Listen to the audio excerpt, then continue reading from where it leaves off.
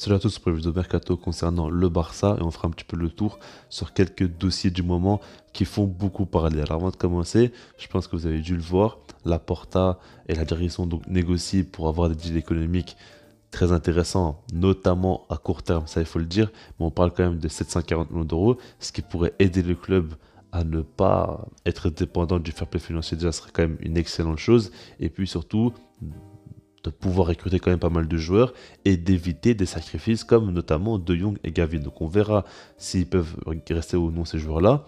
Mais on va pas trop entrer dans les détails économiques, on parlera surtout des dossiers un par un.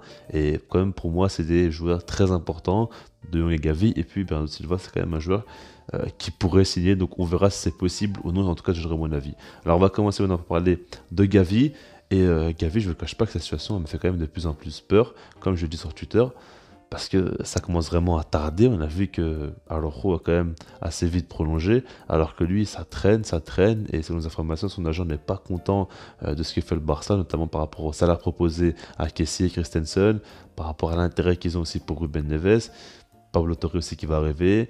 Il y a quand même des doutes et du coup, ça négocie longuement. Laporta a demandé publiquement à ce qu'il y ait un accord le plus rapidement possible pour Gavi parce qu'il veut à tout prix qu'il prolonge. Mais le problème, c'est que là, il y a une clause libératoire de 50 millions d'euros qui est au-dessus de la tête de Gavi et ça fait que c'est quand même risqué. Surtout que Liverpool est fortement intéressé et voudrait payer cette clause. Donc c'est quand même inquiétant parce que Liverpool aujourd'hui, pour moi, c'est ce qui se fait de mieux en Europe de par leur projet sportif. Et quand tu es un jeune joueur, ou même pas si jeune que ça, si Liverpool veut te recruter, ça fait quand même plaisir parce que tu sais très bien que quand ils veulent recruter un joueur, ils ont vraiment étudié la question et ils savent très bien qu'est-ce qu'ils pourraient apporter à l'effectif. Donc déjà par rapport à ça, et puis surtout que énormément de jeunes joueurs ont beaucoup progressé là-bas et ils jouent quand même pour tous les titres, donc c'est très bien qu'il y aura du temps de jeu aussi. Donc franchement, c'est un truc qu'il ne faut pas prendre à la légère.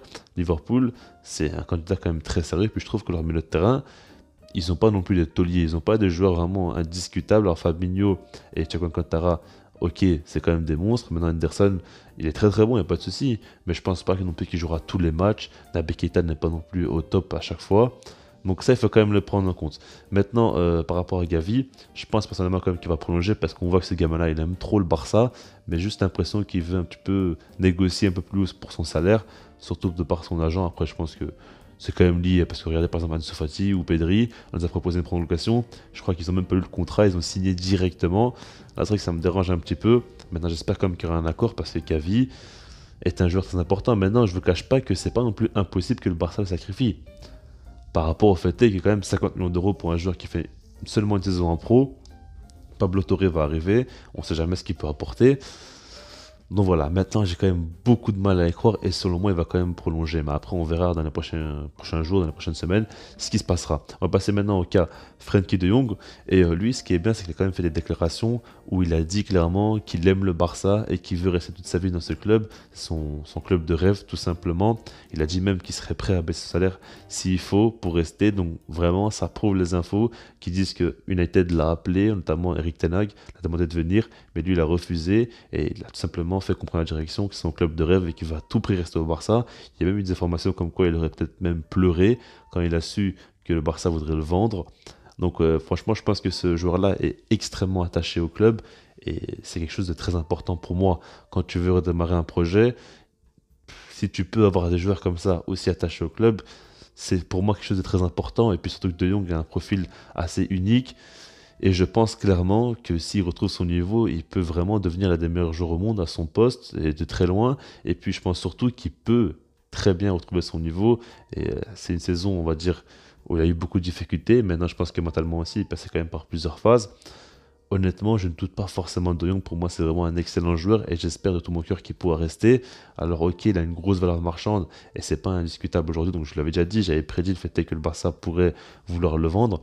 Mais ici, il est carrément prêt à mettre ce salaire et qu'il va à tout prix rester. Il faut arrêter d'hésiter et il faut clairement le garder. Je comprends que le Barça veuille faire des sacrifices pour pouvoir recruter un peu plus derrière. Maintenant, il ne faut pas non plus vendre n'importe quel joueur.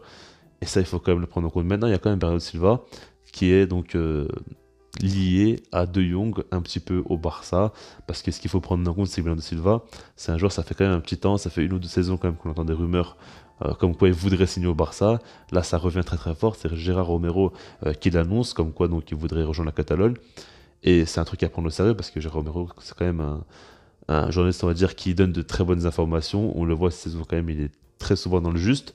Et Bernardo Silva, c'est un joueur que j'aime énormément. Je vous l'ai déjà dit sur la chaîne, je suis fan du joueur.